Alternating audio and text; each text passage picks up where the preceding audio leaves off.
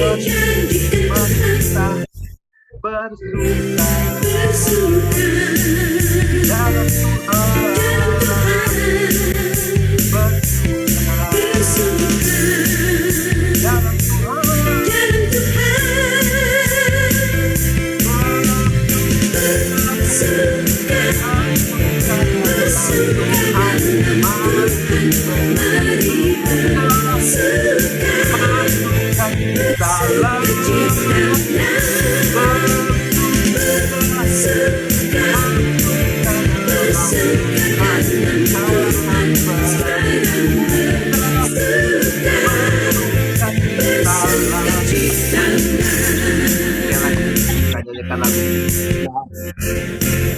mari bersuka dalam jadikan Tuhan, mari kita bersuka. Hari ini hari yang dijadikan Tuhan, mari kita bersuka dalam Tuhan, bersuka dalam Tuhan, bersuka mari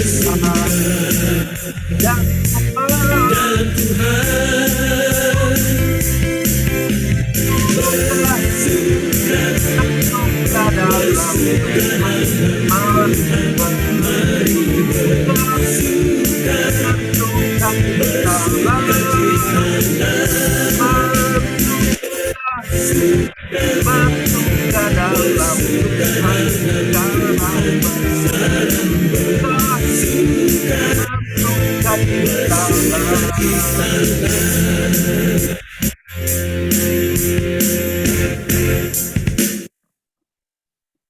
Oke, kita doa ya. Saya minta Musa Lukman untuk berdoa.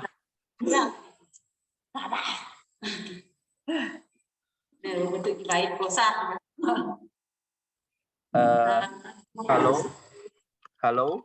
Ya. Bagi orang yang benar.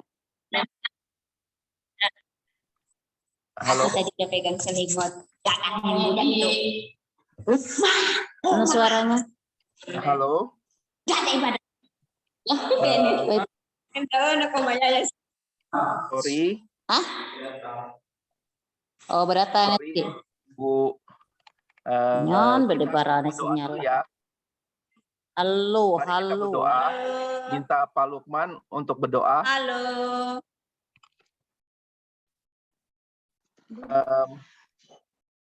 Kedengeran nggak suara saya?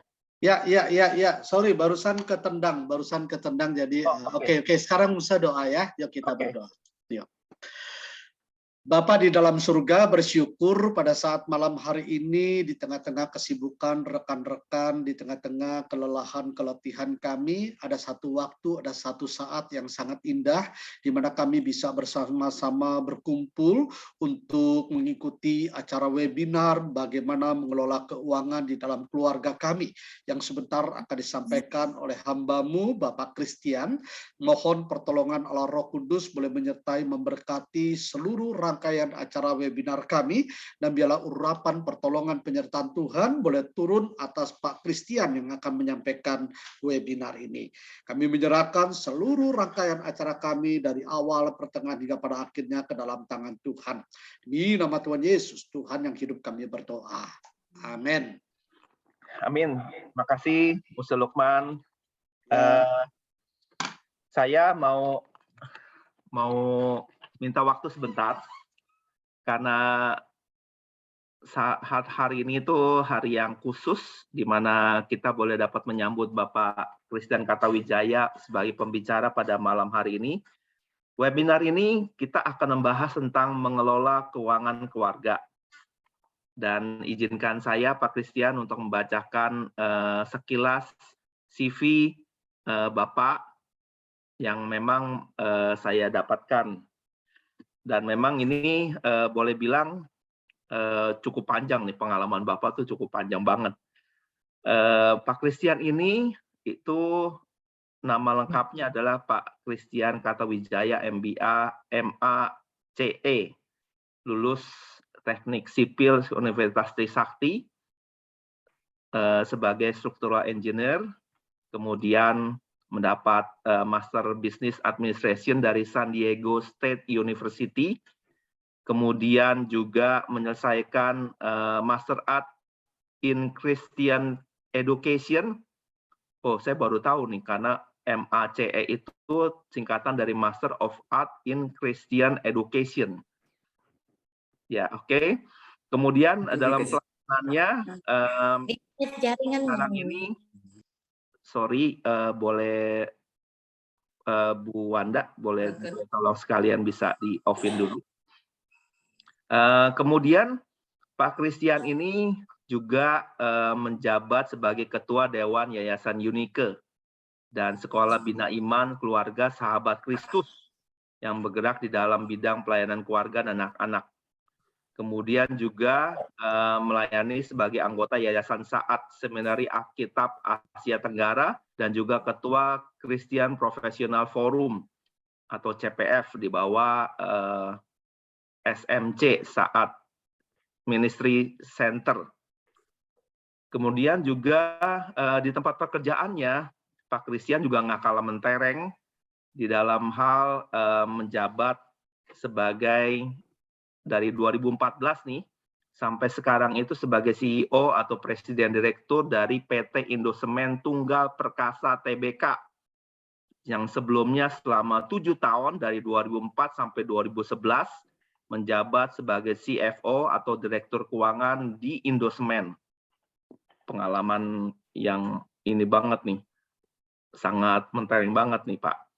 Jadi kemudian juga penghargaan yang diterima secara profesional itu adalah Best CFO in Indonesian of Year 2007 dari Finance Asia Hong Kong, juga Best CEO juga di 2016-nya, Top Leader sebagai CSR Commitment di 2018, Best Communication 2018 dalam kategori CEO in Private Public Company.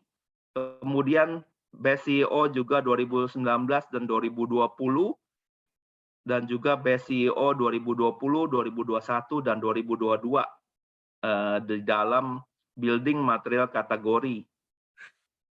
Wah, ini nggak mau berlama-lama lagi, kita undang untuk Pak Christian Kartawijaya untuk menyampaikan materi pembahasannya. Silakan Pak. Baik, terima kasih Pak Fedik untuk perkenalannya. Sebetulnya nggak usah dibacain semua, jadi saya kirim. Terima kasih. Oke, saudara, selamat malam. Senang sekali saya bisa bersama-sama diundang sama Musa Lukman untuk membawakan acara hari ini. Jadi saya nanti minta tolong saudara di mute ya, semua yang nanti kalau pas tanya jawab saudara boleh unmute lagi. Sementara ini di mute ya. Saya akan membawakan satu tema saudara yang diminta sama saya, yaitu strategi mengelola keuangan keluarga. Memang saya punya bagian yaitu di dalam MBA-nya. Saat ini saya punya pengalaman mengatur keuangan dari tahun 94. Ya, dari tahun 94 sampai 2011-an. Kemudian saya masuk seminari 2 tahun. Ambil Christian Education karena pelayanan saya banyak di Family Ministry. Jadi saya bergabung dengan Indosemen lagi tahun 2013, tetapi saya dipromosi untuk menjadi pimpinan nomor 1 di sana. Sebelum itu, saudara, hari ini saya mau membagikan tentang family planning dalam segi keuangan. Ya, mudah-mudahan saudara di sini banyak hamba Tuhan. Salam hormat untuk semua hamba-hamba Tuhan di berbagai tempat, di berbagai daerah, di berbagai GPMBRI. Saya senang sekali bisa melayani GPMBRI. Nah, karena saya sendiri di Yayasan Unike, Sahabat Kristus, saudara sudah dengar, mungkin kita kerjasama dengan Pak David Lukman, dengan GPMBRI, di Geraha GPMBRI, sudah dari tahun 1998 sampai sekarang. Ya, kita bekerja sama, sama-sama membangun bina iman keluarga di sana. Untuk itu, saudara, mari kita berdoa sekali lagi untuk minta pimpinan Tuhan. Mari kita berdoa. Bapa di dalam surga, hamba berdoa supaya Roh yang Kudus memimpin hamba-Mu, sehingga bisa berbicara, menjawab kebutuhan, dan setiap yang mendengar boleh menangkap pesan dari Tuhan. Kami berdoa supaya hamba-Mu dipakai lidah bibirnya dan persiapan bahan ini, supaya sekali lagi berbicara untuk GPMRI di berbagai tempat, dan khususnya di Danmogot. Kami berdoa yang mereka yang hadir tidak shutdown, tidak keluar dari Zoom ini dengan percuma, tetapi bisa membawa pesan tertentu dari Tuhan untuk memperbaiki keuangan keluarga mereka masing-masing. Kami berdoa mohon hikmat bijaksana-Mu, supaya hamba bisa berbicara dengan bahasa yang tepat. Dalam nama Yesus kami berdoa. Amin. Nah, saudara, hari ini saya memulai dengan lihat di kanan, ya, itu ada basket dan ada banyak telur berbeda-beda. Dan bukankah itulah keuangan kita? Ya, keuangan kita punya banyak tanggung jawab yang kita mesti handle dengan care. Dan kalau kita nggak handle dengan care, nanti bisa-bisa masalah keuangan ini bisa membuat pelayanan kita nggak jalan, keluarga kita ribut, ya kan? Ya, jadi kalau mengelola keuangan nggak baik, akibatnya panjang, saudara. Ya. Nah, kenapa, saudara? Money itu Alkitab, uang, Alkitab menjelaskan tentang doa 500 ayat, tentang iman 1000 ayat, tetapi tentang uang dan harta milik 2350 ayat, saudara. Ya, jadi luar biasa sekali, ya. Kenapa, saudara? Karena Tuhan tahu persis uang ini sumber masalah, sumber happiness, sumber segala sesuatu yang membuat orang itu mesti bertumbuh. Ya, polling dari Gallup di US, 56% perceraian di keluarga itu karena uang, karena masalah utang. Karena bahan saya banyak, saya agak cepat. Jadi saya banyak masuk, saudara, dengan buku Dave Ramsey, yaitu Complete Guide to Money Management. Dave Ramsey adalah satu pembicara Kristen yang cukup baik sebetulnya, ya. Dan Your Money Account, Howard Dayton, juga ini buku yang sangat baik, yang saya rasa sudah diterjemahkan, ya. Jadi dua buku ini yang saya pakai menjadi bahan saya hari ini. Nah, Bapak Ibu, saudara sekalian, para hamba-hamba Tuhan yang ada di sini, bahwa apa sih goal kita sebenarnya dalam mengelola keuangan? Apakah kita mau mencapai prosperity? Apa kita mau mencapai kemakmuran, saudara? Ya, apa hari ini saudara bermaksud undang saya supaya saya berbicara teologi kemakmuran? Bukan juga saya rasa, ya. Tapi apa yang artinya apa? Dalam arti kita mau belajar manajemen keuangan karena kita pengen sukses, pengen berhasil, pengen mendapatkan apa yang kita inginkan, yang saya lihat saya dapatkan, atau kesuksesan yang kita mau dapatkan. Ya, goalnya adalah sukses, hasil usahanya yang baik, menggembirakan, atau kita mau mendapatkan memupuk kekayaan, kebahagiaan eksternal, punya uang banyak, harta benda, tapi siapa relatif, atau kita pengen menjadi kaya mungkin. Ya, itu banyakkan supaya uang kita nggak habis-habisnya, berkelimpahan. Waktu kita mengelola keuangan, apa, saudara? Nah, saya tertarik ada hamba Tuhan, Pendeta Yohan Candawasa, satu kali membawakan di Sahabat Kristus GPMRI Kelapa Gading, ya, waktu kami di sana, April 2006, dan beliau membawakan katanya ada 3 tipe orang yang berbeda dalam menanggapi tentang uang.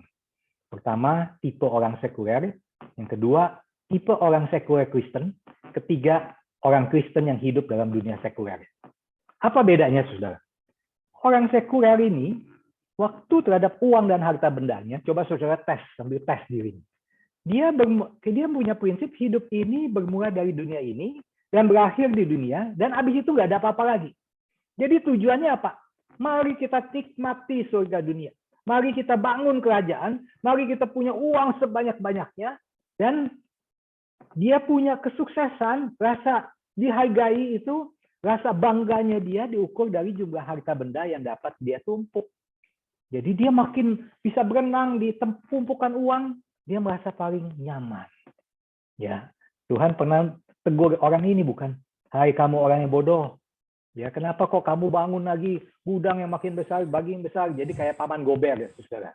Ya, apakah kita punya prinsip seperti itu?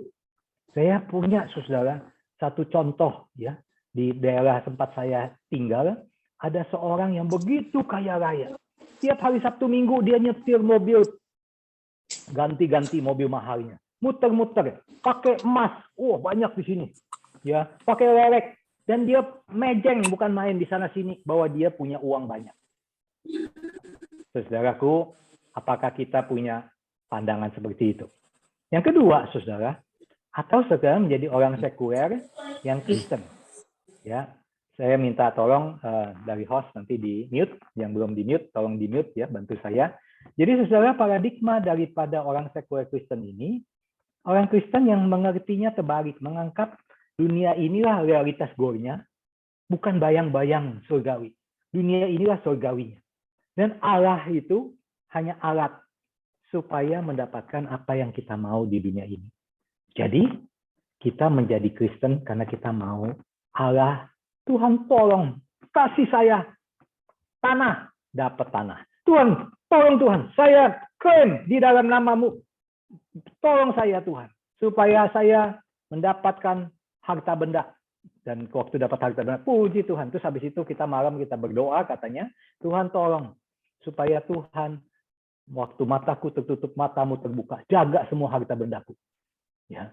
Dan waktu itu ada kebakaran, rumahnya habis, terus dia marah sama Tuhan. Tuhan, kenapa kamu begitu? Kamu tuh nggak bisa diandalkan. Saudara, katanya Pendeta Yohan, itu contoh orang sekuler yang Kristen. Jadi dia sebenarnya sekuler, tapi dia Kristen juga. Jadi dia pakai Allah untuk memuaskan keinginan dunia. Tapi saudara, sebenarnya orang Kristen yang hidup dalam dunia sekuler, dia belajar bahwa apa yang kumiliki adalah milik Allah. Dan uang membuat dia sadar Allah yang mengontrol hidup saya. Allah yang menyediakan kebutuhan-kebutuhan hidup saya. Lanjut ya. Jadi, saudara, ini merupakan salah satu yang kita pelajari. Matius 6 ayat 33, carilah dahulu kerajaan Allah dan kebenarannya, maka semuanya akan ditambahkan padamu. Ya, banyak pengalaman-pengalaman dalam uang justru membuat kita makin mengenal diri, mengenal Tuhan kita, dan kita sebagai hamba-hamba Tuhan di berbagai daerah kita tahu persis. Tuhan tidak pernah berutang. Tuhan tepat bertindak pada waktunya. Ya, dan tuh kita diajar banyak tentang mempunyai rasa cukup itu, bahwa cukuplah kalau ada makanan dan pakaian. Dan banyak kita diproses dengan uang kita. Itu orang Kristen yang hidup dalam dunia sekuler. Jadi dunia sekuler ini dikasih Tuhan untuk kita jatuh bangun dalam masalah keuangan, dalam masalah kemiskinan, dalam masalah kesusahan maupun kelimpahan, untuk kita bisa punya bijaksana, mengatur lebih baik. Bang, siapa setia dalam perkara kecil, Tuhan percayakan lebih besar. Setia lagi, Tuhan percayakan lebih besar. Dan kita banyak dibentuk dengan uang. Semestinya begitu. Yang mana saudara-saudara? Yang mana para anak-anak Tuhan di sini? Yang mana tipe Anda? Ya. Jadi firman Tuhan itu, saudara, seorang berkelimpahan dan sukses itu sebenarnya saat Tuhan yang mengaruniakan. Katanya pengkhotbah, kalau kamu punya segala sesuatu, tapi akhirnya nggak bisa menikmati, juga percuma.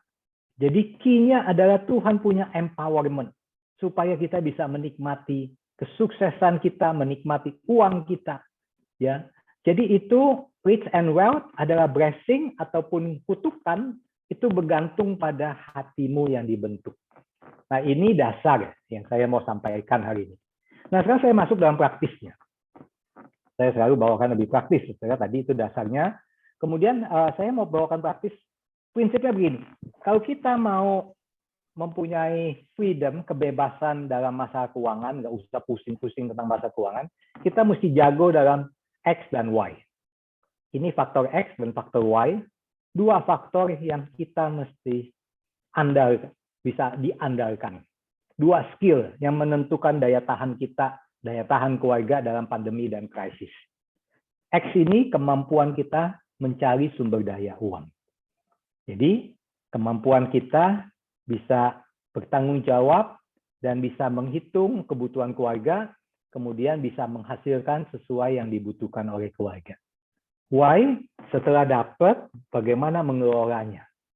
Dan akhirnya kita punya, kalau dua ini seimbang, kita akan punya ketenangan, memasuki masa demi masa sampai dengan kita pensiun, sampai dengan kita dipanggil pulang sama Tuhan.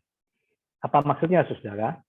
Tentunya waktu kita ngomong mengenai uang, kita harus menyadari bahwa ada perbedaan bahasa tentang uang nih antara suami dan istri. Antara saya dan istri saya berbeda. Ada dalam keluarga tertentu, money means love. Bahasa kasihnya itu yaitu dengan uang. Ya, money means konflik. Dalam keluarga tertentu takut sekali tentang uang. Takut bicara uang. Kenapa? Karena kalau bicara uang pasti berantem. Kakak sama adik berantem. Ayah sama anak berantem. Money means security. Ada yang mengumpulkan uang dan dia baru tenang kalau dia pegang uang. Ya, mama saya termasuk salah satunya. Dia nggak baru tenang kalau uangnya ada di laci. Ya, kalau di bank aja kalau dia nggak lihat dia nggak tenang. Nah, setelah money means solution, money talk. Banyak anak-anak Tuhan, bapak-bapak mengajarin anaknya, ya udah yang penting kita bisa suap, kita bisa atur dengan uang. Jadi money means manipulasi. Nah, ini yang berbeda-beda membuat waktu kita kumpulkan uang mempunyai keberbedaan, saudara ya. Nah, coba kita lihat prinsip-prinsip mencari uang ini. Faktor X ini, saudara, faktor untuk kita dapetin gaji kita dapat uang dari mana? Dari gaji, atau dari hasil usaha dagang, atau dari usaha investasi, atau dari harta warisan, atau dari dana pensiun. Nah, di dalam mencari semua ini, apa yang kita pelajari? Faktor X ini ada 3 hal, yaitu anak-anak Tuhan mesti belajar, diajar melalui faktor X ini, belajar rasa cukup. Karena sebagian dari kita punya prinsip nggak pernah puas. Jadi kita pacu, ngoyo banget untuk memacu diri kita mempunyai nggak pernah rasa cukup, nggak pernah rasa syukur. Kita nggak merasa selalu membandingkan dengan yang lain dan kita selalu komplain. Faktor X ini punya tantangan besar yaitu tentang tidak pernah puas. Atau dia bisa nggak melalui apa yang dia dapat, dia belajar cinta Tuhan, cinta si pemberi.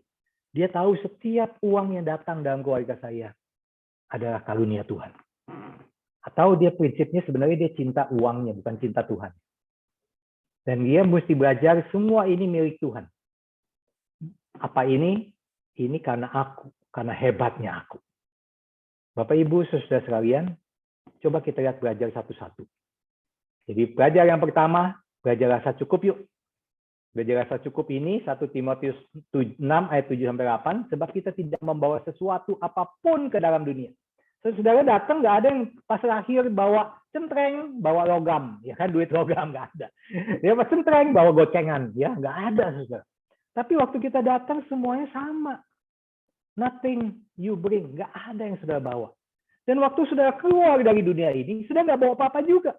Walaupun mungkin dibakarin uang seperti, ya walaupun dimasukin uang seperti di dalam peti mati saudara penuh dengan uang, tetap aja jiwa saudara pulang kepada si pencipta tanpa bawa apa-apa. Jadi di tengah-tengahnya antara lahir dan mati kita punya kesempatan memanage-nya. Nah, inilah yang firman Tuhan katakan, asal ada makanan dan pakaian cukuplah. Dan bagaimana di tengah-tengahnya kita mengalami apa yang Yohanes 10 ayat 10b katakan, aku datang supaya kamu mempunyai hidup dan hidup dalam kelimpahan. Kok bisa Tuhan? Saya nggak pernah punya kelimpahan itu. Justru saya punya kekurangan. Nah, saudara, ini seninya. Ya, waktu saya muda, saudara, ya waktu saya kecil, saya keluarga yang miskin, ya, keluarga boleh dikata ekonomi rendah, ya, karena papa saya meninggal, saya anak yatim dan kami mesti berdagang di pasar untuk cari uang untuk sekolah. Ya, sampai saudara saya selalu tugas pulang sekolah, teman-teman pada main, sayanya pergi ke pasar dagang. Dan itu bagaimana waktu di tengah-tengah itu mempunyai rasa cukup, ternyata bisa juga. Setiap step hidup kita ada rasa cukup yang berbeda. Saudara, yang kedua, bagaimana kita belajar untuk mempunyai rasa ingin memiliki dan budaya nggak pernah puas, ya. Jadi ini ada never satisfied. Jadi materialisme itu tipe Anania Safira misalkan, ya, tipe yang dia dapat untung tetapi dia declare bahwa dia kasih jauh lebih besar dari yang dia kasih. Kenapa? Supaya kelihatan hebat di gereja. Supaya dia kelihatan canggih. Ya, ada orang-orang tertentu datang ke gereja itu ingin show off, ingin kelihatan hebat. Itu tipe Ananias Safira. Ada juga yang tipe Yudas, tipe yang mau menjual Tuhan demi dapat uang. Ada juga tipe Sakeus, tipe yang tahu dia mendapat uang dengan tidak benar, bertemu Tuhan, dan Tuhan panggil dia, dan dia sangat menyesal, dan dia mengembalikan apa yang dia peras, dan kemudian hidup berkelimpahan mengenal Tuhan, jauh lebih besar. Tipe Matius, akhirnya dia ikut Tuhan, pemungut cukai. Dia tinggalkan semua. Terus saudara, Keluaran 20 ayat 17 juga mengingatkan, jangan mengingini rumah sesamamu. Jangan mengingini istrinya, hambanya laki-laki atau hambanya perempuan, lembunya atau keledainya atau apapun yang dipunyai. Kadang-kadang ibu-ibu punya kelemahan ini.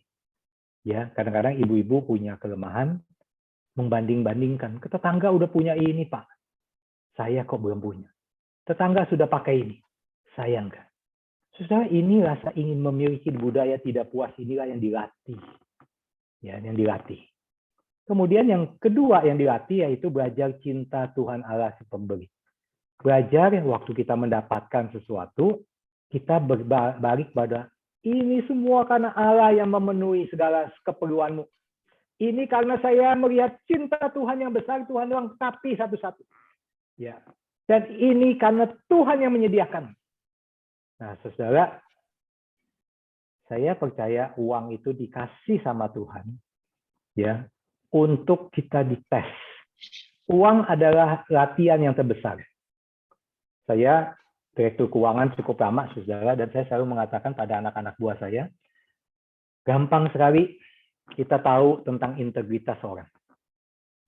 Kasih aja uang untuk perjalanan dinas. Sama kayak uang untuk di gereja itu dikasih budget untuk kur, untuk pergi ke sana dan makan dibayarin gereja misalnya. Ya, sama dengan itu tuh. Ya. Jadi saya bilang bisa ketahuan nanti pegawai-pegawai yang tidak punya integritas, heran tuh kalau dikasih kesempatan dia pergi perjalanan dinas, dia tadinya makan nasi Padang biasanya cuma nasi sama sayur sama daging satu sama teh anget. Tapi begitu dibayarin kantor, dia pesen sate Padang, ya kan? Dia pesen ayam gue, dia pesen kerupuk, dia pesen jus, dia pesen bawa pulang lagi ya rokok dan lain-lain. Terus saya bilang, wah, ini orang mesti hati-hati. Waktu dia dipercaya sesuatu, itu seperti Lukas 16 kan, tes kepercayaan tuh. Jika kamu tidak bisa dipercaya dengan hal mamon yang tidak jujur, siapa yang bisa mempercayakan kamu harta yang sesungguhnya? Jika kamu tidak bisa dipercaya harta orang lain, siapa yang akan mempercayakan hartamu sendiri padamu? Saudara, ini tes kepercayaan yang paling besar yaitu tentang uang. Ada yang begitu rakus waktu lihat uang, lihat kesempatan itu. Tes kepercayaan itu yang Tuhan selalu ingatkan. 1 Timotius 6 ayat 10, sebab memburu uanglah, maka pada menyimpang, menyiksa diri. Terus tes pengabdian. Dia mengabdi pada Tuhan atau mengabdi pada mamon? Terus kemudian dia tes kesetiaan. Dia mengabdi yang mana? Saudara, uang itu dahsyat. Uang itu luar biasa. Ya, uang sebenarnya diberikan Tuhan untuk semacam exchange. Ya, karena kan susah. Kalau kita datang khotbah, misalkan, terus kita mau dikasih zaman dulu bukan dikasih uang. Dikasih ayam ya, zaman sekarang juga ada yang gitu kan di daerah-daerah ya, karena dia nggak punya apa-apa dia bawa sesuatu hasil bumi, itu exchange ya. Nah, daripada semua bawa hasil bumi yang berbeda-beda, jadi ada exchange money yaitu uang. Nah, waktu uang itu dikasih, Tuhan memberikan hebat ya Tuhan tuh. Tuhan melatih dengan 10% untuk Tuhan, 90% untuk digunakan sesuai dengan perspektif si pemberi. Jadi itu pun susah. Melatih 10% untuk Tuhan itu susah. Waktu kita gaji 1 juta, kita mau kasih 100.000, udah mulai berat. Tapi waktu kita dikasih gaji 3 juta, kasih 300.000, wah lebih berat lagi. Tapi waktu kita dikasih lagi sama Tuhan kesempatan untung 100 juta, kasih 10 juta, waduh, bocengri dah ya katanya ya. Wah, nggak apa benar saya mesti kasih itu. Terus saudara, Tuhan melatih kita dengan masalah harta benda itu untuk kita bisa setia, bisa nggak pakai 2 talenta dengan baik. Waktu dikasih, Tuhan bilang, barang siapa setia dalam perkara yang kecil, dia akan dipercaya dalam perkara yang besar. Tapi barang siapa tidak benar dalam perkara yang kecil, dia nggak akan dipercaya perkara yang lebih besar. Saya mengaminkan itu di dalam karir saya, saudara. Kalau banyak yang tanya saya, apa sih rahasianya Bapak bisa dipercaya? Saya rasa cuman masalah apa? Masalah kepercayaan. You can trust me. Ya, jadi nggak ada yang saya $1 pun, Rp1 pun saya pakai untuk kepentingan diri kalau itu bukan hak saya. Sudah itu penting banget. Ya, penting banget. Dan setelah sudah banyak mendapatkan, sudah dibentuk karakternya. Apakah sudah menjadi orang yang rakus, serakah, nggak pernah puas, atau saudara diperkaya dengan segala kemurahan hati? Saudara, saya akan membawakan dalam 2 sesi ya, saya janji sama Pak Ferdi. Jadi nanti yang pertama ini banyak konsep sekali. Nanti yang kedua banyak yang praktika dalam segi budgeting. Ya, jadi stay on dengan saya. Nanti saya akan ajarin cara membudget di belakang, cara investasi kalau kita ada waktu di belakang sedikit. Ya, nah jadi kita masuk bahwa money itu punya 2 power, dark side sama light side. Dark side itu menimbulkan rasa takut, rasa khawatir, rasa kompetisi, rasa mempertanyakan kehadiran Tuhan. Tuhan, Engkau di mana? Kita menyalahkan Tuhan. Tapi money itu punya light side, sisi terangnya. Yaitu dipakai untuk kita bisa membuat relasi lebih baik. Dipakai untuk memberkati orang lain. Saudara masih ingat nggak ada bendahara yang dipecat sama tuannya, kemudian dia datang kepada satu orang, hei kamu utang berapa? 100 galon nih, surat utangmu 50 galon aja. Kamu utang berapa? Utang sekian. Berapa kan oke lah, saya ampuni sekian. Kemudian herannya, saudara, walaupun itu nggak benar, tapi Tuhan bilang, lihat nih, bendahara yang cerdik, dia bisa memakai mamon untuk deal dengan sesamanya. Saya pikir-pikir bingung saya baca itu, saudara. Kok Tuhan puji dia ya? Tuhan nggak puji tentang caranya dia yang tidak jujur, enggak. Tapi Tuhan puji dia bisa pakai mamon ini untuk meningkatkan relasi. Untuk membuat relasi lebih baik, untuk memberkati yang lain, untuk membuat orang lain senang. Bapak, Ibu, saudara sekalian, kalau saudara dikasih lebih, pasti ada maksudnya. Nah, itu yang saya percaya. Saya terlibat di Yayasan Saat, saudara, Seminari Alkitab Asia Tenggara, dan saya bertemu dengan kakak-kakak senior saya yang jauh lebih senior, bapak-bapak, yang begitu cinta Tuhan, yang begitu berhasil di dalam usahanya, tapi begitu murah hati, begitu apa ya, on fire untuk memberi. Dan dia bilang, saya nggak ada lain, ini semua dari Tuhan. Saudara, itu luar biasa. Itu light side-nya. Coba kita lihat, ini salah satu dark side contohnya. Saya sebentar ya, saya stop sharing sebentar. Saya sharing lagi.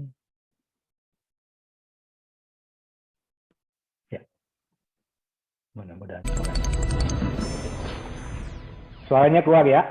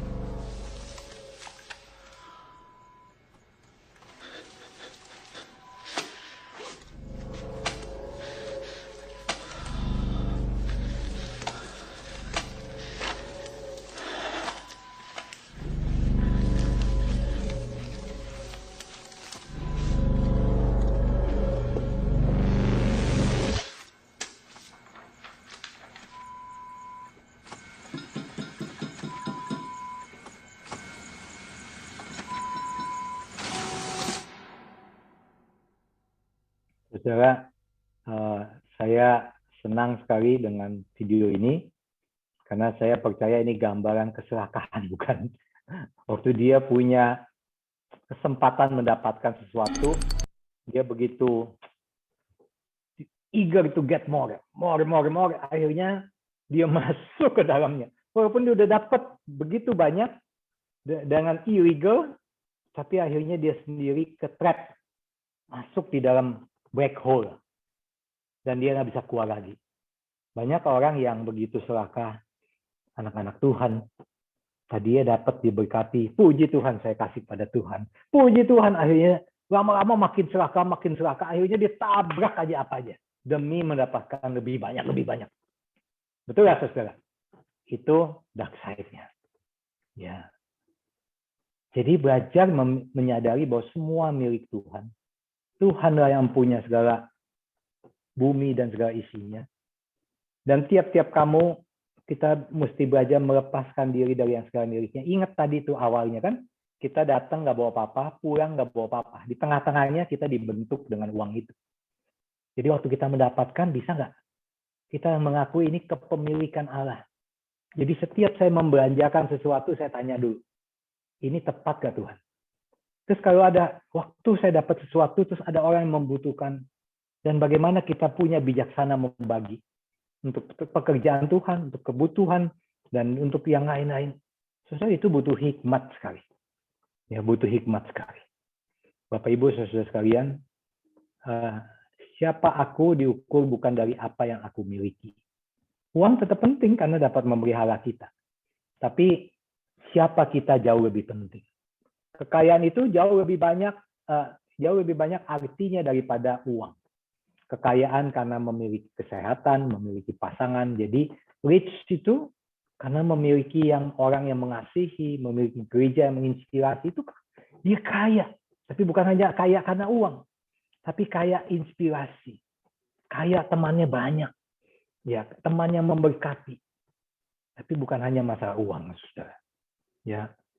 Nah, banyak kali orang seperti ibu ini, saudara ya. Coba kita lihat. Mom, what is taking so long? Honey, I'm sorry. Look, I don't care if you're sorry. You're wasting my time. Let's go.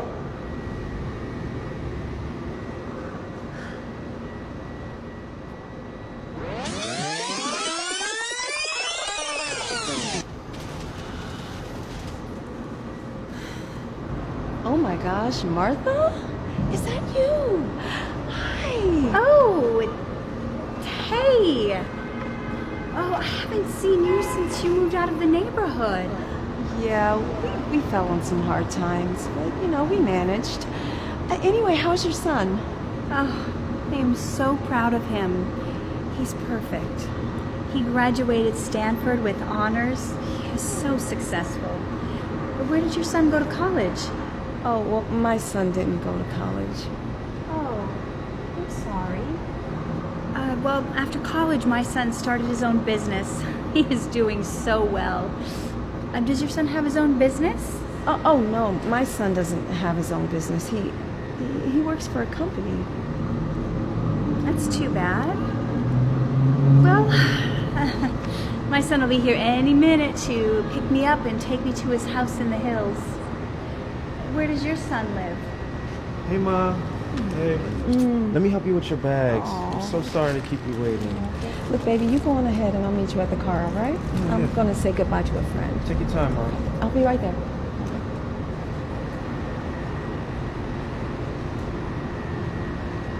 You know what? My son didn't go to college because I had gotten sick, and he decided to stay back and take care of me. I begged him to go to school, but he refused to leave my side. And my son didn't start his own business because he works for a nonprofit company. To him, it's not about how much money he makes, but instead about the difference that he can make in other people's lives. And my son, no, he doesn't have a house in the hills. He actually lives with me. After my husband passed, he didn't want to leave me all by myself. So he stayed around to take care of me. My son may not have a college degree, or have started his own business, or even own a fancy house in the hills. But I am proud of the person that he's become. Mom, what is taking so long? Oh, honey, I'm sorry. Look, I don't care if you're sorry. You're wasting my time. Let's go.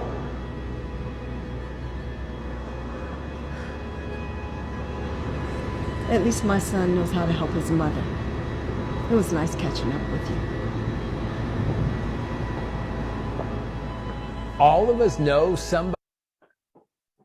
Saudara, ini cerita tentang dua ibu yang pendekatannya beda. Saudara lebih pentingkan yang mana sebagai orang tua waktu memanage uang? Sukses yang mana? Ya. Nah, saudara, saya mau mengakhiri satu sesi ini bahwa di dalam mengelola keuangan ini ada beberapa prinsip yang saudara saya mau saudara ingat. Ya. Jadi prinsip-prinsip ini yang pertama adalah stick to your needs, cut your wants. Dalam arti untuk bisa mengelola keuangan, kita mesti belajar untuk bertahan, untuk mengeluarkan keuangan itu faktor Y ini ya. Waktu kita mengeluarkan keuangan tadi kan faktor memiliki uang ya. Ini faktor setelah kita punya uang bagaimana kita ngaturnya.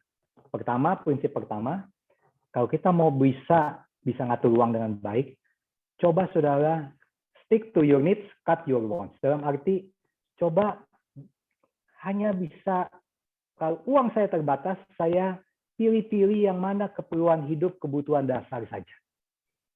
Segala yang keinginan sifatnya lebih dari kebutuhan saya cut.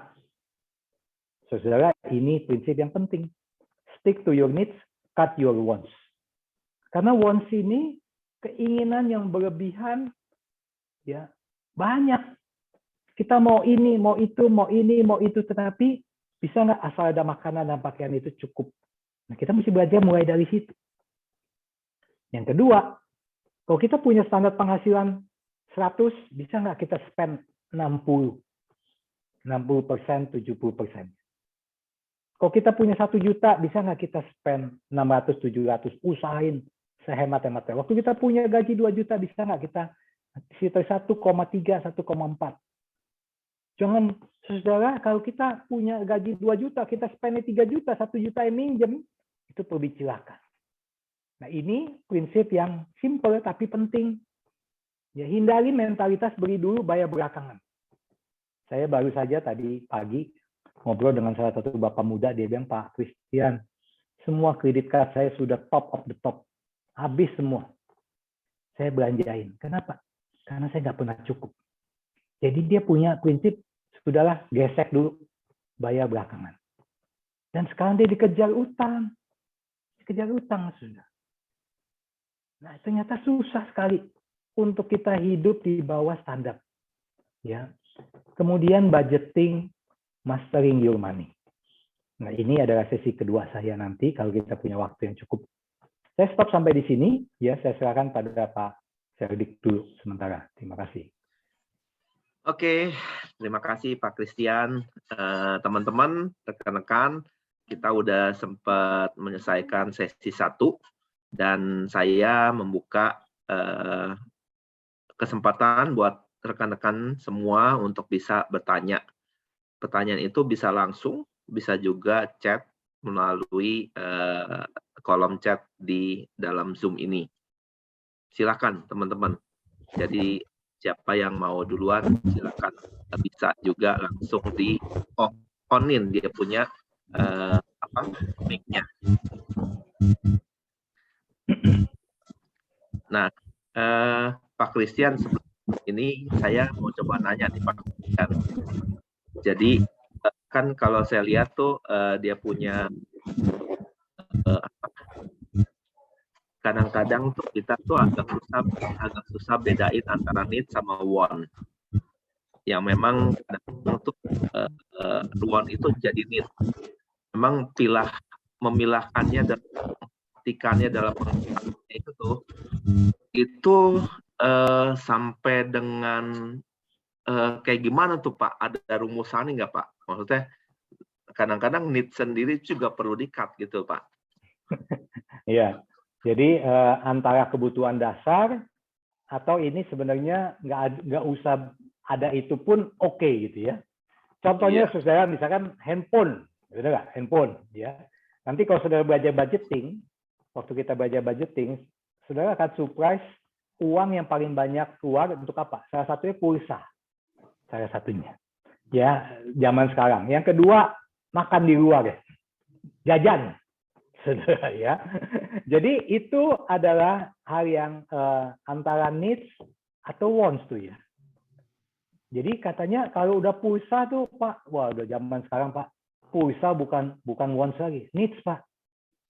Nah tapi kan tinggal masalahnya apa benar sosial media itu saudara mesti kasih jempol itu terus ke sana kemari, mesti open semua video, apa itu menjadikan salah satu dan itu pengeluaran besar ternyata kalau yang belum punya wifi. Ya, apa benar kita mesti punya wifi yang mahal sampai 1 juta 2 juta kalau gaji kita cuma 3 juta kita bayar wifi 1 jutaan misalnya. Apa benar itu? Apa itu wants apa needs tuh ya? Nah, jadi saudara kita mesti kategorikan apa yang membuat saya bisa terus menjalankan hidup ini tanpa barang itu. Jadi at least saya bisa bertahan. Kalau kita lagi hidup uang kita pas-pasan, kita mesti pilah-pilah. Mesti duduk sama pasangan kita, yang mana yang wants, yang mana yang needs. Yang mana yang hanya keinginan. Tapi kalau itu nggak ada, nggak apa-apa kok sebenarnya. Nah, jadi saya nggak bisa memberikan formula bagi saya ini needs, bagi saudara-saudara ini wants, ya. Tapi saudara bisa diskusi dengan pasangan. Dan coba mulai list down. Tapi nanti kan ada budgetingnya, ada duitnya. Duitnya cuma segini. Kalau duitnya segini, apa yang saya bisa belanjain? Kan tadi saya udah bilang, live below your means. Dengan standar. Nah, ini sangat penting ternyata. Waktu saya pertama kali jadi staff, saya punya gaji sekitar 3 jutaan waktu itu, saudara ya. Kemudian saya memulai Yayasan Unika. Kemudian mulai Yayasan Unika di mana? Di rumah saya, saudara. Ya, mulai Sahabat Kristus dulu bukan di Kemembri Kelapa Gading, belum. Di rumah, saudara. Saya di garasi rumah saya, di samping rumah saya pakai. Jadi kelas. Kemudian kita mau datangin hamba Tuhan dari saat. Kemudian kita bingung. Tidur di mana ya? Ya di kamar, salah satu kamar saya. Makan sama-sama saya. Terus kita mau punya kantor di mana ya? Di rumah saya lagi. Gajinya cuma segitu. Waduh. Saat itu mepet bukan main. Sampai saya cut semua.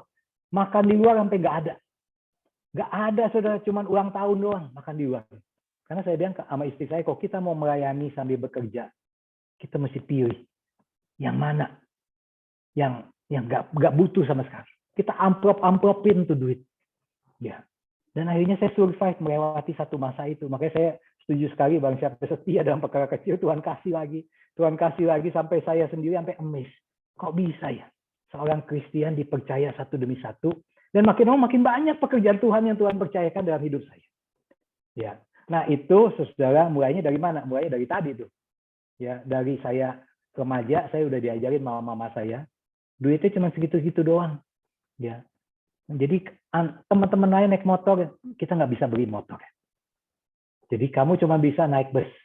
Kalau kamu mau belanja, mau belanja apa tuh namanya ketoprak, ya udah kamu jalan kaki. Jadi saya jalan kaki setengah jam, bangun pagian, hanya untuk makan ketoprak. Jadi duit 10 perak waktu itu saya pakai untuk makan ketoprak, yang duit bus saya. Karena udah duitnya nggak punya lagi. Ya, nah saudaraku, jangan sampai kita memaksakan diri. Ya, kita spend more than what you have, gitu ya. Jadi kita ngutang sama orang. Nah, gitu sih kurang lebih Pak Ferdi. Ya, terima kasih pertanyaannya. Ya, Pak. Terima kasih Pak. Ada yang dari rekan-rekan yang mau nanya? Pakai chat juga boleh ya. Mau tanya ke Pak Ferdi juga boleh. Ya, betul. Kira-kira ada yang mau tanya? Wah, berarti kayaknya jelas semua nih, Pak. Ya kalau belum ada nggak apa-apa. Ya, jadi saya lanjutkan dulu yang praktis kedua, nanti ya. Ya, baik. Okay. Jadi kita lanjutkan dulu ya. Jadi saudara kalau ada yang mau tanya dari yang saya bawakan, saudara bisa kirim ke Pak Feldik juga, ya. Pak Feldik bisa kirim atau ke GPMB dan Mogot kali ya. Jadi ke salah satu panitia, nanti panitianya yang akan bacakan pertanyaannya. Iya, bisa. Gitu ya. Saya lanjutkan dulu ya. Jadi stay with us dulu. Jadi saudara, ini tadi prinsip-prinsipnya. Ingat, cut the wants, stick to your needs. Ini bertempur dengan diri sendiri.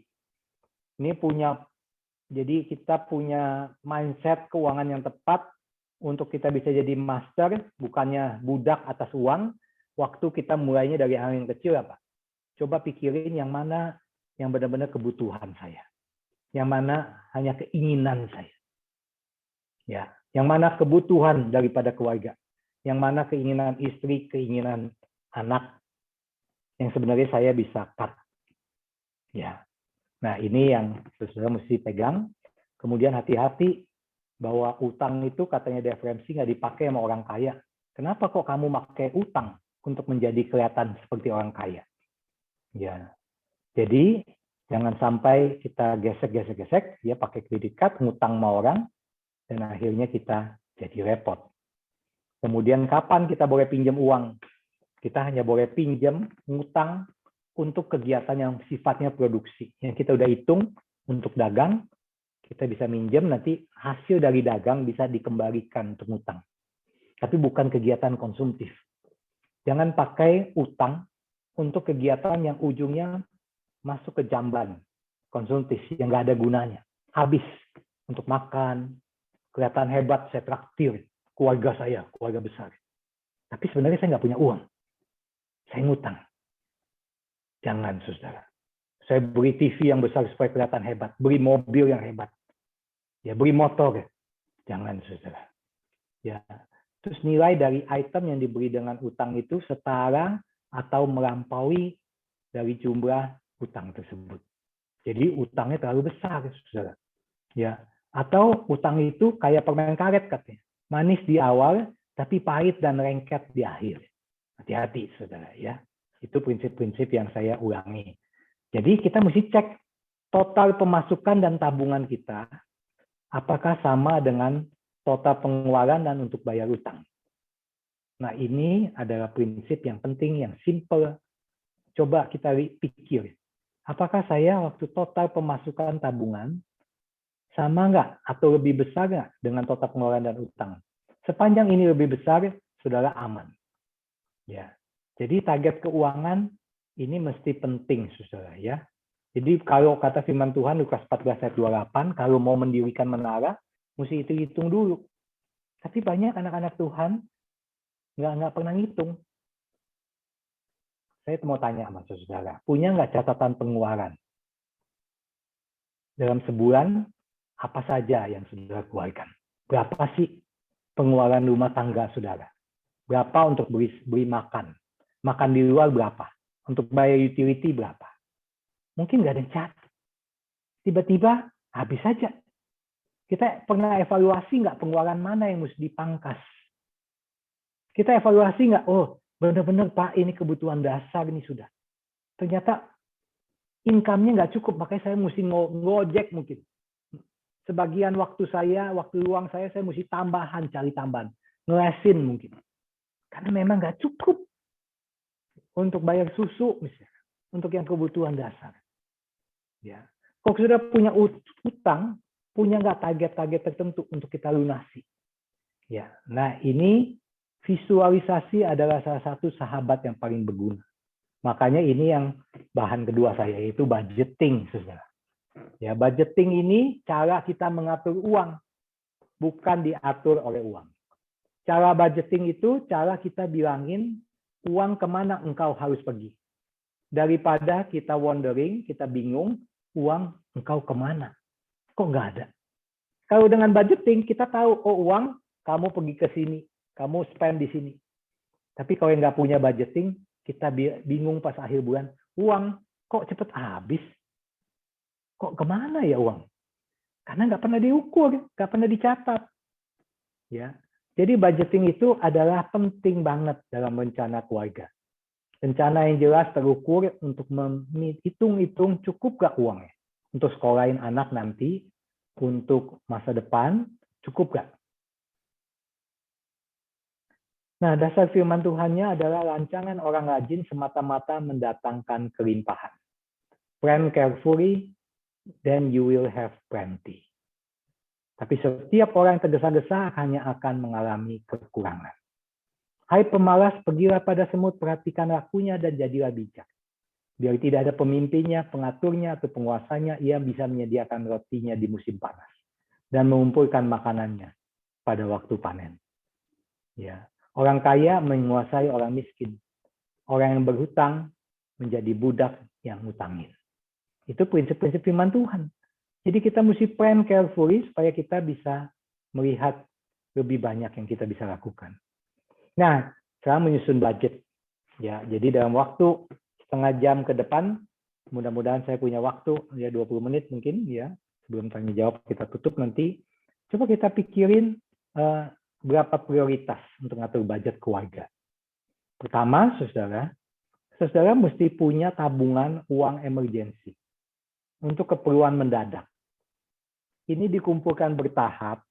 Jadi kalau punya uang sisa, masukin ke amplop, masukin ke tabungan untuk sampai 6 bulan gaji sebenarnya. Jadi 6 bulan gaji itu uang emergency. Kalau seandainya sewaktu-waktu saudara sakit, kena demam berdarah anak, atau kena sesuatu musibah yang mungkin datang, ada uang emergency. Banyak keluarga yang nggak pernah mikir tentang ini, nggak pernah cukup. Ya. Nah jadi kita mesti live below your means tadi, ada sisanya ini tabungin dulu ke uang emergency.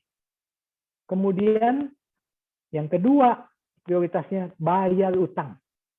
Apalagi yang utang kredit card, utang dari tengkulak. Utang kredit card itu seperti utang tengkulak, saudara. Ya, 2% sebulan, tapi setahun itu 24% loh. Kalau kita nabung, bunganya kalau di tabungan itu cuma 5%, 6%. Tapi kita ngutang, bunganya 24%. Makanya dahsyat, bukan? Lebih baik semua tabungan kita bayarin utang yang 20% lebih. Yang kelihatannya murah 1%, tapi 12% kalau setahun. Ya. Kemudian mulai rencanakan pendapatan tambahan kalau memang semua kebutuhan dasar kita udah list, uang kita nggak cukup yang kita terima untuk memenuhi kebutuhan dasar. Ada 2 cara. Kebutuhan dasarnya kita cash, kita pencet, kita kurangi. Kalau ini udah paling mentok, mesti ada, kita mesti tambah pendapatan kita dengan cara yang baik. Misalkan kita kerja lembur, kerja tambahan, jual sesuatu. Waktu saya masih susah hidupnya dulu, ya waktu dagang, saya mau beli sepeda, akhirnya saya kumpulin karton, saudara. Engkong saya dagang dagang kopi, beras segala macam, dia sering dapat karton, karung, saya kumpulin. Terus saya kiloin, saya bawa ke pasar, saya kiloin dapat duit, saya tabungin. Saya tabungin selama 1,5 tahun untuk beli sepeda. Saya kumpulin kardus dari mana-mana. Setiap kali ada orang yang buang kardus di pasar, saya ambil. Saya bawa pulang. Saya iketin. Sudah itu contoh. Ya. Dan bagi saya itu pelajarannya yang berarti. Ya, menabung untuk masa pensiun setiap bulannya. Itu salah satunya. Menabung untuk kebutuhan anak sekolah. Menabung untuk resiko kematian, penyakit kritis, mungkin tahu itu terjadi sesuatu. Nah, ini adalah hikmat untuk menyusun budget. Jadi, cara budgeting gimana caranya? Yang simple, saudara catat semua pengeluaran dalam setiap hari, setiap minggu, setiap bulan. Catat semua bon-bon kumpulin coba. Kemudian catat. Sampai sekarang saya masih punya saudara budgeting pribadi. Tapi dalam big scale ya. Jadi dalam golongan-golongan besar. Jadi saya catat PAM saya bayar berapa, listrik bayar berapa, ya saya catat. Sehingga saya tahu satu kali saya pulang dari rumah, ke rumah saya bilang sama istri saya, ini ada PAM yang bocor. Kok kamu tahu? Kan kamu sibuk. Ya, karena saya catat ini ada tagihan PAM, tiba-tiba bulan ini meledak. Nah, saudara bisa tahu tuh kalau saudara catat. Ya. Kemudian tentukan goal berapa persembahan, berapa pengeluaran. Kemudian coba diskusi sama pasangan tentang budget itu.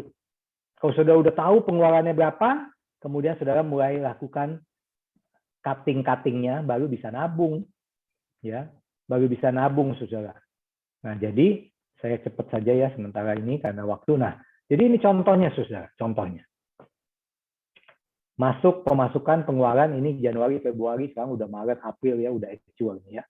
Nah, jadi misalkan ini saudara catat pengeluarannya tiap hari kan sudah catat untuk sekolah bayar berapa, kemudian untuk supermarket bayar apa makanan, terus untuk cicilan kendaraan bayar berapa, untuk bayar perobatan bayar berapa. Nah, jadi ini yang saya sebut kebutuhan dasar, ini needs ya. Nah, ini kebutuhan non primer, misalkan untuk beli fix aset, untuk beli bangku, untuk beli apa nih, entertainment, makan di luar, untuk beli baju, mungkin untuk rayain ulang tahun anak, untuk bayar asuransi. Ini yang kebutuhan non primer. Ini yang primer dasar. Nah, total ini jadi pengeluaran. Nah, jadi pemasukan keluarin pengeluaran A ini harus lebih gede dari yang B. Kalau A-nya lebih kecil dari yang B, saudara lihatin lagi ininya, yang biru nih. Yang mana yang saya mesti kurangin? Ya. Nah, itu kurang lebih budgeting caranya. Cukup jelas nggak, saudara? Ya, nanti kalau bisa, kalau saudara kurang jelas, nanti saudara boleh tanya. Nah, ini saya nanti bisa kasih sih, asal saudara mau Excel-nya, ya. Kalau ada yang mau, silakan tulis di chat. Nanti saya bisa kasih ke Muse Lukman, ya, filenya, supaya saudara bisa pakai. Nah, ini bisa dicatat. Nah, ini saudara yang mesti catat. Nah, saya punya catatan ini, saudara. Tiap bulan saya punya catatan berapa sih pengeluaran basic saya, berapa yang non basic. Kredit card saya itu yang non basic untuk apa saja. Nah, terus berapa yang untuk persembahan dan lain-lain, ya, yang saya mesti kasih untuk investasi tabungan yang berapa. Nah, saudara coba kalau saudara udah catat yang aktual, baru bikin proyeksi ke depan. Ini misalkan bulan Juli, Agustus. Ya, dengan berdasarkan sebulan punya catatan. Nah, kalau sebulan punya catatan, saudara bisa bilang sama istri ataupun sama suami, Pak ini atau Ma ini kegedean ini. Pengeluarannya ini kegedean. Pendapatan saya cuma segini, bagaimana ya caranya? Nah, ini mesti jangan sampai saudara kehilangan kendali. Nah, jadi uang yang mengatur hidup saudara. Saudara yang mesti ngatur uang. Kemana dia pergi? Itu prinsipnya tadi. Ngerti nggak, saudara? Dengan cara apa? Dengan cara coba evaluasi dulu, catat semua pengeluaran. Terus kemudian digolongin. Ini untuk apa, ini untuk apa, ini kebutuhan dasar, apa ini kebutuhan yang bukan dasar. Banyak orang yang belum cukup uangnya, udah masuk asuransi ini, asuransi itu, asuransi ini. Akhirnya asuransinya putus di tengah jalan. Ya. Banyak orang yang tergiur karena nonton TV, akhirnya telepon, beli panci, misalkan. Beli pisau, beli sesuatu yang sebenarnya nggak usah pakai yang segitu mahal. Betul nggak? Ya. Nah, ini adalah cara budgetingnya, saudara ya. Cara budgetingnya. Nah, sistem budgeting itu bisa pakai amplop, bisa. Pakai amplop bisa, masukin aja. Jadi tiap-tiap untuk makan di luar ada bagiannya. Saudara udah jatahin. Kalau udah habis di amplop, ya udah jangan makan di luar. Jangan pas pesen Gojek, jangan pesen GoFood. Jangan pergi ke Indomaret. Karena udah nggak ada, anakku nggak ada. Nah, itu sistem amplop. Ya, ada juga anak saya sekarang udah sistem apps di HP. Atau sistem investasi. Ya, dia juga bisa, nah sisanya itu saudara untuk bisa melakukan investasi. Ya, kalau setelah beres semua utang, beres disiplin budgeting, baru ngomongin investasi. Jangan kita masih ngutang sana, ngutang sini, kita mau investasi, main saham. Jeblok itu, saudara. Ya. Nah, itulah sebabnya Tuhan pernah mengatakan, baik sekali perbuatanmu itu hamba yang baik dan setia. Engkau telah setia dalam perkara yang kecil. Perkara yang kecil apa? Budgeting, saudara. Membudgetin. Dia benar-benar hitung, cukup gak uang saya? Cukup kan? Bang, siapa mau membangun menara? Duduk dulu, hitung-hitung dulu. Tapi banyak sekali hamba Tuhan, banyak sekali orang tua, banyak sekali para ayah, banyak sekali para ibu yang nggak pernah pakai budgeting. Nggak pernah ngitung pengeluaran. Cuma komplain aja. Nggak cukup uangnya, nggak cukup uangnya. Padahal pertanyaannya adalah, saudara bijak nggak mengeluarkan uang? Nah, itu pertanyaannya. hari ini saya ngajarin satu sistem yang sangat simpel sebetulnya ya. Jadi dengan pakai Excel bisa. Ya. Jadi kalau saya masih punya waktu ya, kalau saya masih punya waktu, saudara, ini adalah jangka panjang sampai jangka panjang. Kalau saudara mengeluarkan uang, saudara mesti pikirin ini kebutuhan yang urgent, misalkan kebutuhan RT, rumah tangga bulanan, kebutuhan sekolah, kebutuhan uang tabungan emergensi, dana untuk persembahan gereja, mobil, karena transportasi, rumah tinggal, jalan-jalan keluarga. Nah, ini udah mulai panjang nih, yang panjang. Dana untuk college yang belum, anaknya masih kecil, belum. Dana untuk pensiun juga belum. Jadi tingkat urgensinya yang mana? Yang ini lebih tingkat urgensi, betul? Ya. Terus mungkin saudara waktu mau spending, budgeting, ada yang rutin, ada yang non-rutin. Kebutuhan rumah tangga bulanan, sekolah, ini rutin. Kalau yang rutin, saudara mesti punya budgetnya berapa? Untuk belanja sayur tiap hari. Untuk pergi untuk sekolah, saudara mesti catat nih. Oh, ini rutin, udah tahu. Tapi ada yang non-rutin yang akan datang dan saya mesti mulai mikirin. Misalnya saya mau nyicil rumah. Ya. Keluarga saya sudah ada dan saya sudah mulai tua dikit, saya mesti mulai nyicil rumah mungkin. Ya.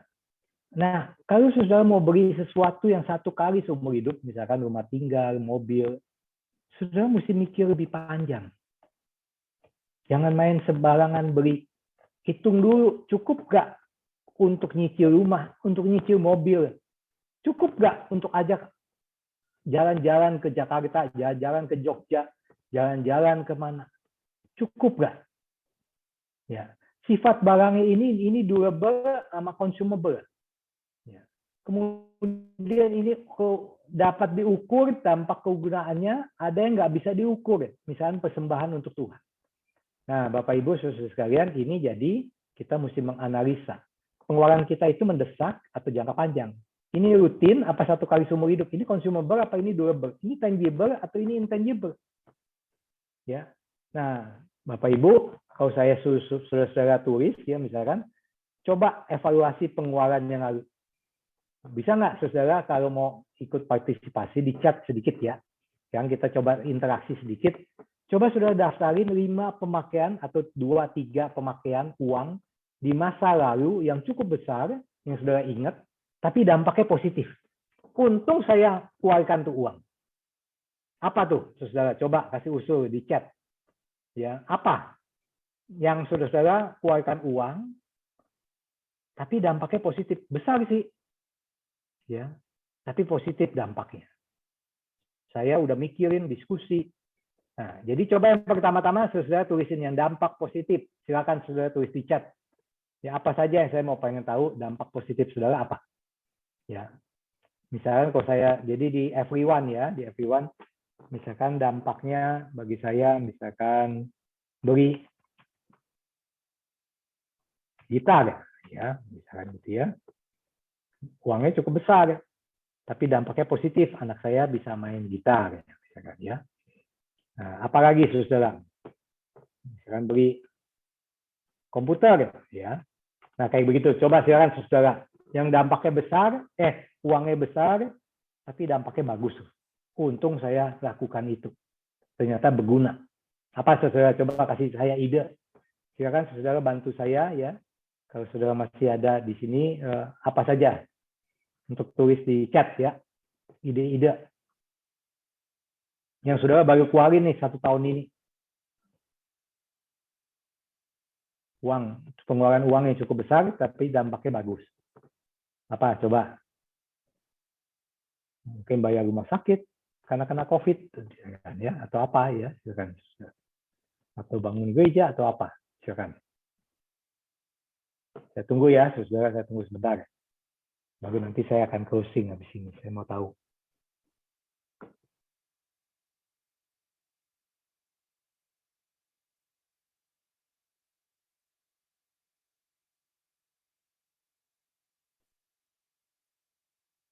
Ada, saudara, ide-ide, tulis di chat.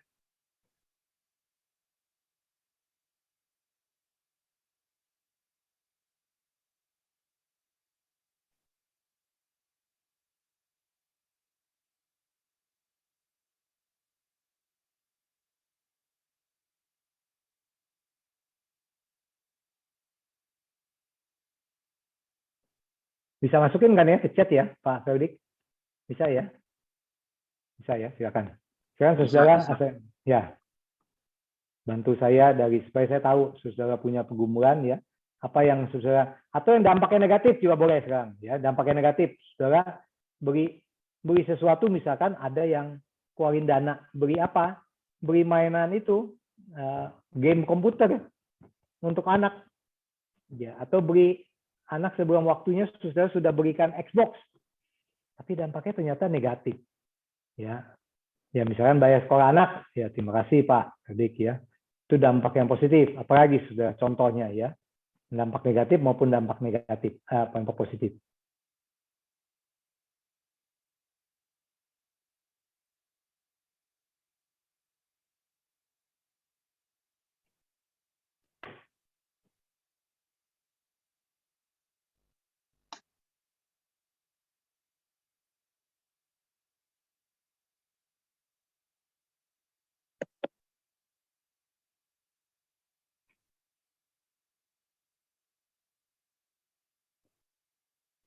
Beli polis kesehatan, oke, baik, terima kasih ya.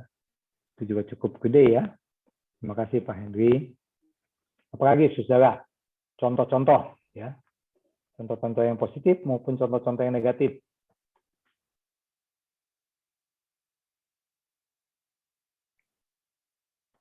Tuh, beli gadget ya, yang lebih kebutuhan untuk kita sendiri maupun gadget ada yang 3 juta, ada yang 20 juta, ada yang 15 juta, tergantung kebutuhan saudara ya. Tapi kadang-kadang kita banyak beli yang jauh lebih tinggi sampai kita nggak tahu fungsinya apa itu ya. Nah, terima kasih untuk masukan-masukannya ya. Jadi saya lanjutkan terakhir saudara. Jadi di sini jadi kalau faktor Y itu disiplin dalam budgeting itu penting banget. Kenapa? Karena untuk kita bisa winning at the money, 80% itu sebenarnya sikap tingkah laku kita. Cara kita, paradigma kita. Tapi 20% itu pengetahuan, pengertian kita. Jadi sebagian besar masalah adalah cara hidup kita yang belum berubah. Kita senang, orang Indonesia itu senang sekali banyak tahu. Banyak tahu. Tetapi banyak tahu nggak membantu. Yaitu duit, lakukan. Budgeting, catat, benar-benar ukur.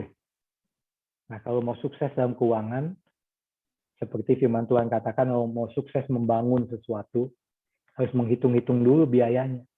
Itu kuncinya, saudara. Jadi 90% dalam masalah, setiap masalah adalah mengakui, iya betul, saya lagi ada masalah. Masalahnya apa? Males. Saya nggak pernah catat. Masalahnya apa? Saya itu kacau, nggak pernah hitung-hitungan sama istri, jadi ribut terus.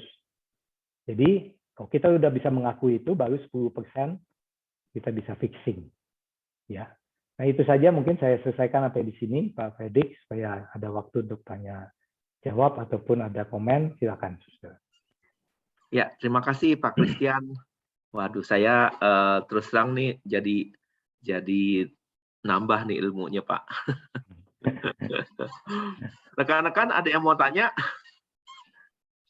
Pak Christian, saya mau coba nanya begini Pak.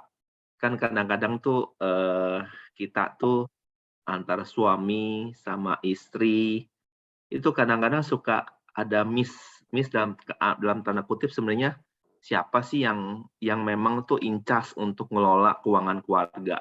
Apakah suami, apakah istri, atau memang kadang-kadang tuh suami tuh suka bilang itu gua mah udah kasih duitnya lah sama istri lah. Nah kadang-kadang istri juga nggak bikin budgeting. Nah sebenarnya tuh yang paling jago tuh sebenarnya istri apa suami sih Pak yang diserahin sebagai mengelola keuangan? Iya, saudara, saya jawabnya, saya bilang coba ukuri begini nih, tangannya begini. Yang mana yang bolongnya banyak katanya ya. Jadi kalau yang bolongnya banyak, kan terus saya tuh rapet tuh. Asal rapet katanya yang ngatur keuangan. Nah, enggak, itu bohong sebenarnya. Saya pernah ikut seminar dibilang begitu ya. Katanya kalau yang bolong-bolong, nah itu artinya apa? Saudara, artinya yang bolong-bolong biasanya Boros. bolongnya banyak. Ya. Tapi sebenarnya nggak begitu. Maksud saya begini, ada orang yang rapi, yang dia itu bisa ngatur, ya. Tapi ada orang yang spender, ya. Ada yang saver, ya. Betul nggak? Ada yang sifatnya itu dia itu boros. Kita tahu lah. Coba kalau kita suami apa istri yang lebih boros? Suami atau istri yang bisa lebih ngerem dalam mengeluarkan uang? Nah, yang ngerem itu dipakai, ditugasi untuk mengatur. Nah, yang nggak bisa ngerem itu dia harus patuh untuk yang ngerem. Nah, itu menurut saya begitu ya. Jadi caranya gimana? Caranya dua-duanya mesti ngumpulin bond. Kalau belanja apapun catat. Tiap hari ada catatan. Coba mulai dulu dengan catat deh. Kunci untuk dalam manajemen keuangan apa? Nyatet, sesuai nyatet. Betul. Betul. Saudara bisa mungkin nggak percaya saya ini, walaupun saya CEO daripada perusahaan, direktur keuangan yang begitu lama, tapi untuk pribadi, saya masih punya catatan pribadi. Sehingga waktu orang pajak ngecek saya pribadi, saya sering diperiksa pajak, saudara ya. Terus waktu saya diperiksa pajak pribadi, saya kasih catatan komplit yang saya bikin sendiri. Dan menurut saya itu pertanggungan jawab saya. Bahwa saya tahu saya punya dipercaya lebih banyak, saya harus bertanggung jawab lebih banyak. Nah, Bapak Ibu, saudara sekalian, kalau mau menjadi alat Tuhan yang baik, hamba Tuhan yang baik, yuk kita coba lakukan dengan bijak yang kita dapat. Ya, jangan komplain kurang terus, tapi nggak pernah saudara kelola pengeluarannya. Menurut saya itu sih. Ya, itu sih kurang lebih Pak Fredrik kuncinya ya. Terima kasih Pak. Ada rekan-rekan yang mau nanya atau mau ngechat? Silakan. Kita masih banyak waktu nih. Atau mungkin rekan-rekan mungkin agak sungkan kali Pak ya, maksudnya untuk bisa nanya soal ini hubungannya ke keluarga, ke pengelolaan keuangan. Ya nanyanya ke Pak Fredrik aja makanya. Oh gitu ya? Iya Pak. Nggak, maksudnya ditujukan tanpa no name juga bisa, ya kan? Iya, gitu. iya. Tapi Ya, nggak tahu silakan. bisa kirim chat ke Bapak doang nggak ya? Saya nggak tahu ya. Kayaknya nggak bisa. Kalau kayaknya bisanya cuman ini iya umum sih. bisa nanya ke Ya. Muse. Nah, bisa nanya ke Muse atau GPMB dan Mogot tuh hostnya. Iya, iya benar. Atau Pak Fredrik dijadiin co-host bisa juga. Iya. Ini begitu. Ya, rekan-rekan ada yang mau nanya nggak? Silakan saudara, atau hamba Tuhan mau nanya apa-apa, tentang malu-malu. untuk jemaatnya. Silakan untuk jemaatnya juga boleh ya, saya mau nanya.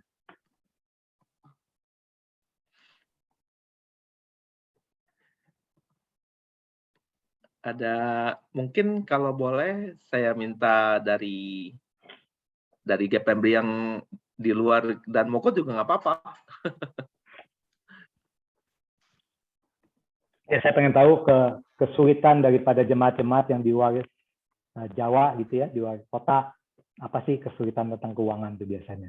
Ya. Mungkin hamba-hamba Tuhan boleh cerita sedikit ya, jadi kita tahu dan bagaimana membantu mereka ya. Jadi mumpung saudara ketemu dengan saya ya, saya rasa ini kesempatan untuk kalau saya bisa bantu. Silakan saudara.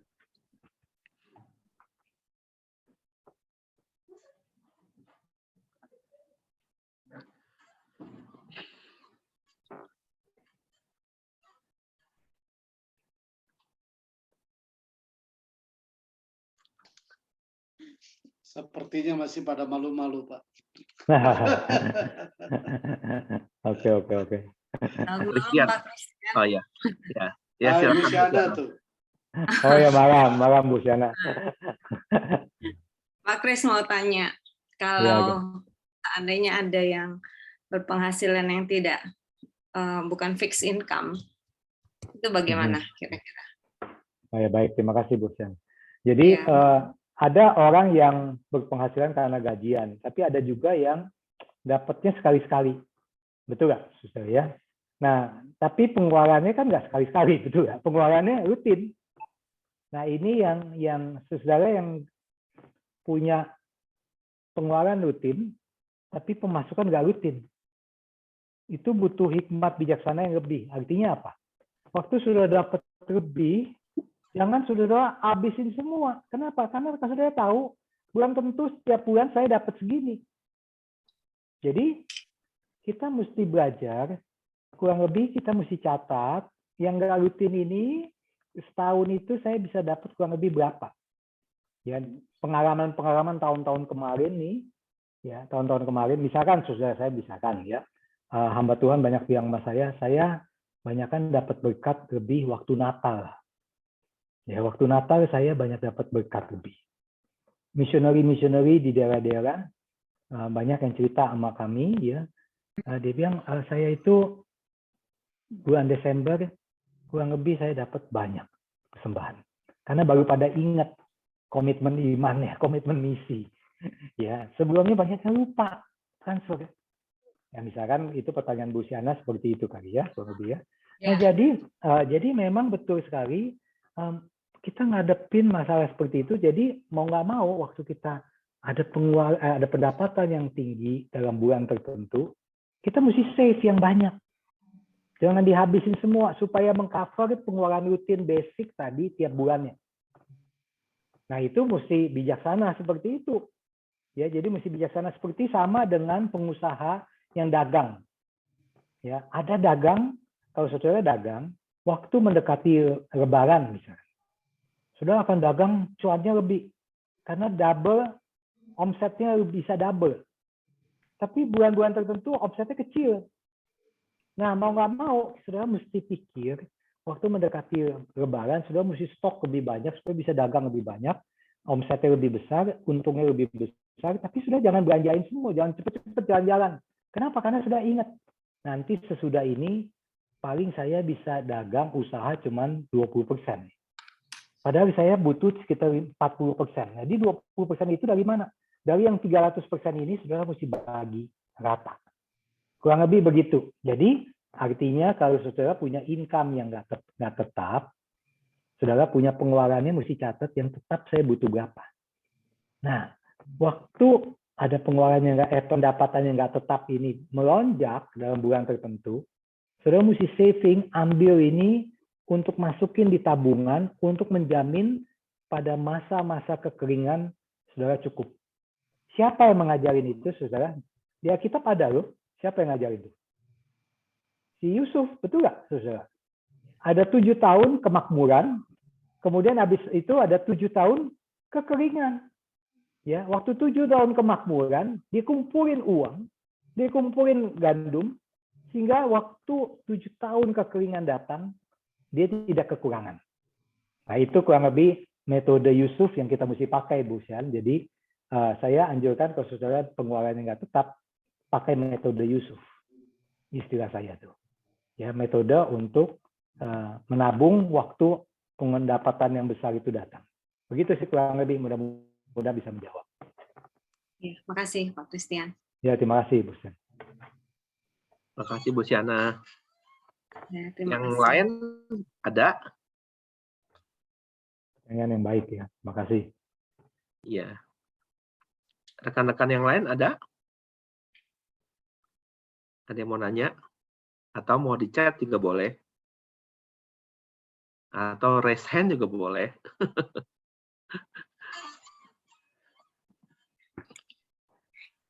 Pak Christian, kadang-kadang saya sempat mikir nih Pak, biasanya tuh kalau misalnya kita punya ada satu penghasilan yang entah itu rutin atau non rutin yang memang hubungannya lebih besar, nah, biasanya tuh spending-nya juga akhirnya tuh jadi naik tuh Pak. Dan itu memang bagian dari behavior atau memang kelihatannya mereka mengejas dia punya budgeting-nya gitu ya Pak. Atau gimana ya Pak ya kira-kira mengantisipasinya Pak ya? Filmnya ya, Pak. Jadi ya kadang-kadang kita punya pengeluaran menjadi lebih tinggi waktu kita dapat uang lebih banyak. Itu kan kayak lebih pertanyaannya ya. Ya, kadang-kadang kita itu yang saya sebut tadi nggak ada salahnya sebetulnya, nggak ada salahnya kalau kita percaya tadi pertanyaan Bu Sian tadi, apakah uang yang kita dapat ini akan menetap, gaji kita naik. Nah, waktu saudara, the beauty of it, waktu gaji kita naik, kita masih bisa spend yang sama, gaji kita naik lagi, kita spend yang sama, artinya apa? Banyak resource yang kita bisa pakai untuk pekerjaan Tuhan, untuk membantu orang lain. Atau kita menyiapkan diri untuk masa-masa susah datang waktu pensiun, untuk pensiun nanti. Ya, nah itu saudara mesti ingat tuh.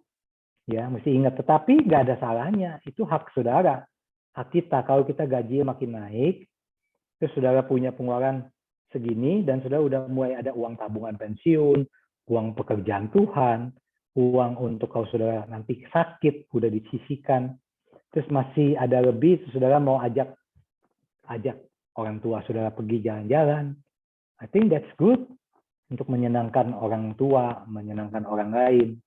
Atau kalau saya misalkan untuk berbagi dengan sekolah teologi ya, dan yang lain-lain, dan apa tuh ya, untuk misi kita baru SOE ya, kita buka sekolah bina iman di luar kota. Jadi waktu kita ada kelebihan, kami di Orang Tua Sahabat Kristus kita nabung untuk membantu orang lain, orang tua lain. Ya, nah saudara punya anak asuh mungkin punya, dan itu kebahagiaan yang berbeda. Ya, nah ini mesti belajar banyak. Anak saya pun mesti belajar banyak untuk hal ini, yang saya ingatkan untuk anak-anak saya yang sudah makin dewasa. Ya, demikian mungkin Pak Herdik. Terima kasih. Ya, terima kasih Pak. Rekan-rekan yang lain ada yang mau nanya? Mungkin tadi yang sempat mic-nya di-on-in dari Pak Dama, GPMB Bali, saya sempat mute-in dulu karena pas lagi Pak Christian ini. Ada yang mau pertanyaan Pak Dama?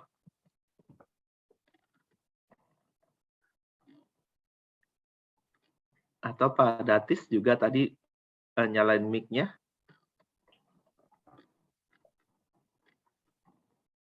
Oke, yang lain, rekan-rekan lain ada yang mau tanya?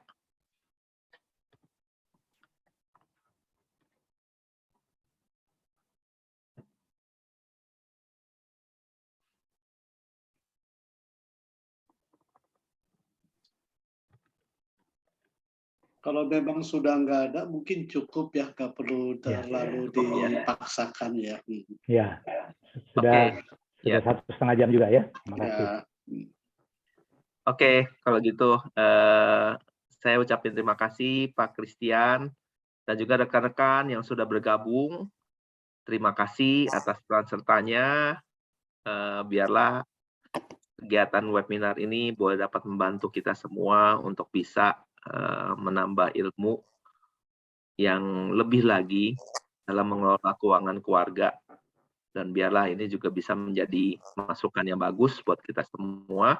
Terima kasih juga untuk Musa Lukman yang udah kenalin kita ke Pak Christian, dan saya mau minta Pak Lukman deh tutup dalam doa. Mari kita bersama-sama berdoa. Bapa di dalam surga, sungguh hati kami melimpah dengan rasa syukur di malam hari ini melalui webinar yang kami ikuti secara khusus. Engkau telah memakai hamba-Mu Pak Christian, telah menolong kami, telah memperlengkapi kami, telah memberkati kami. Bagaimana seharusnya kami mengelola, menangani masalah keuangan yang ada di dalam keluarga kami masing-masing.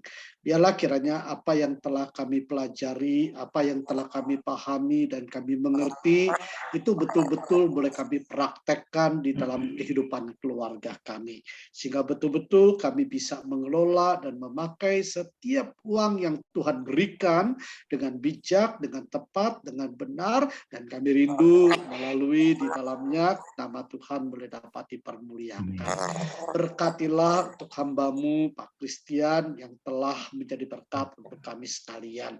Tuhan berkati keluarganya, pekerjaannya, pelayanannya, kehidupannya. Demikian juga untuk seluruh rekan-rekan jemaat dan juga untuk rekan-rekan dari GPMRI yang ada di bawah naungan sinode. Tuhan memberkati satu demi satu. Biarlah pada akhirnya segala puji, hormat, kemuliaan hanya bagi nama Tuhan. Kami menutup webinar ini dalam nama Tuhan kami Yesus Kristus. Amin. Amin.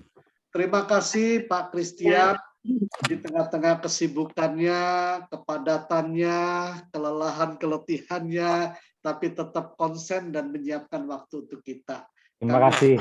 Apresiasi. Ya, makasih. Terima kasih semuanya juga untuk Pak Fredrik yang telah memimpin di dalam acara webinar ini, menjadi pemimpin pujian, moderator, dan juga untuk seluruh jemaat GPMRI dan Mokot Baru beserta seluruh hamba Tuhan dan juga GPMRI yang dibawa naungan sinode yang pada malam hari ini boleh ikut berpartisipasi di dalam acara kita. Tuhan berkati kita semua. Selamat malam ya. Terima kasih. Ya. Ya, makasih. Ya, selamat malam. Malam, Tuhan berkati. Mungkin ada foto bersama Pak Fredrik. Oh iya, lupa. Kita foto dulu ya. Ya, kalau bisa semuanya buka kamera ya. Kita foto Kita buka kamera ya. Bu Wanda boleh tolong screenshot-nya. Oke, boleh. Oke. Yang lain boleh buka kameranya. Bentar. Ya. Say cheese. 1, 2, 3. Say cheese. 1, 2, 3. Giginya dilihat ya. Sudah. Mau lagi? Oke. Ya udah, kalau udah semua mah udah. Oke, terima kasih. Terima Ya. kasih semua. Kita Terima kasih tutup ya. semuanya. Yo, Ya, baik. semuanya. Dari siang, terima kasih. Ya. Terima kasih Pak hamba Ya. Tuhan. Ya, terima kasih. Malam, ya. Yes. Malam. Salam Bu Tiana untuk Pak Mulya. Terima kasih Pak Fredrik. Terima kasih Pak. Selamat malam semuanya. Malam. Sehat ya. Lep Pak, lep.